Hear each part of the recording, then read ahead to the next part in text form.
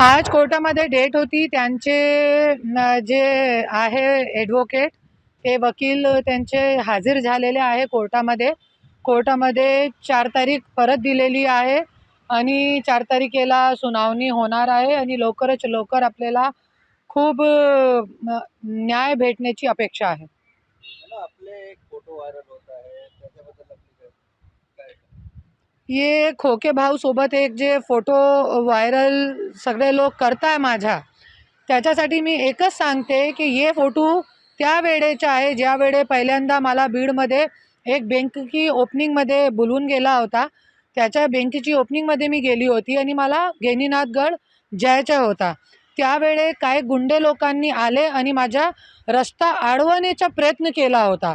ते गुंडे लोक बहुतेक धनंजय मुंडेचे होते, क्योंकि माझी तर कोणीसोबत दुश्मनी नाही आहे.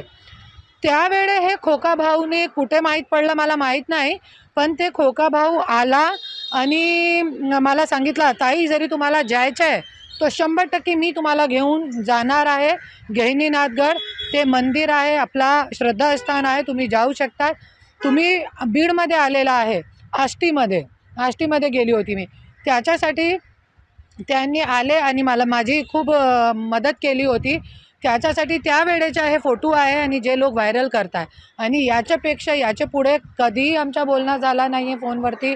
तुम्ही माझे कॉल रेकॉर्ड चेक करू शकता. त्यांच्या माझ्या काय लेणं घेणं नाही आहे. पण हां, त्यांनी मला त्यावेळे खूप चांगली मदत केली होती दर्शनासाठी. त्या कारणामुळे आता ही फोटो व्हायरल करत आहे. 100% खूप चांगला प्रश्न विचारलेला आहे तुम्ही. जसं की तुम्ही आज बघू शकताय की आज वाल्मिक कराडचा जसे मुद्दा आला, संतोष देशमुख हत्या प्रकरण, ये मुद्देवरती दुर्लक्ष करण्यासाठी हे सगळे जसे जरांगे भाऊचा जे मेहुणा आहे आणि आज हे खोका भाऊ आहे, हे सगळे जरी तुम्ही अन्यायविरोध बोलणार तर तुमची सगळी आम्ही पोलपट्टी उघड करणार.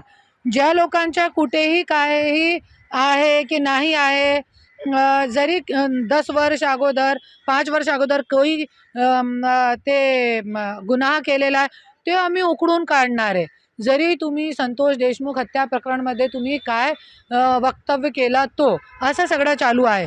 तर कुठे ना कुठे मला असं वाटते की संतोष देशमुख हत्या प्रकरणवरती हे दुर्लक्ष करण्याचा प्रयत्न हे लोकांचा चालू आहे, जो मी होऊ देणार नाही, क्योंकि माझ्या पाठीमागे कोणत्याही केस नाही आहे. सुनावणी झाल्यानंतर का धनंजय मुंडे यांचे आमदारकी जाऊ शकत का? 100% जे कोर्टामध्ये खटला टाकलेला आहे त्याच्यासाठी टाकलेला आहे, क्योंकि तुम्ही बघा परलीमध्ये ज्यावेळे निवडणूक होती त्यावेळे माझे अनुमोदक सूचकला उचलून गेले होते गुंड लोक, वाल्मिक कराड, आणि माझा पर्चा अवैध केला. निवडणूक अधिकारीला मी त्यावेळे छाननीच्या दिवशी निवेदन दिला होता की ये त्यांच्या पर्चेमध्ये त्यांचे शपथपत्रामध्ये खोटी माहिती दिलेली आहे, माझं नाव नाही टाकलेलं आहे, माझी प्रॉपर्टी आणि माझे जे आमचे दोघांचे जे कोर्ट केस चालू आहे त्याचं विवरण नाही दिलेलं आहे.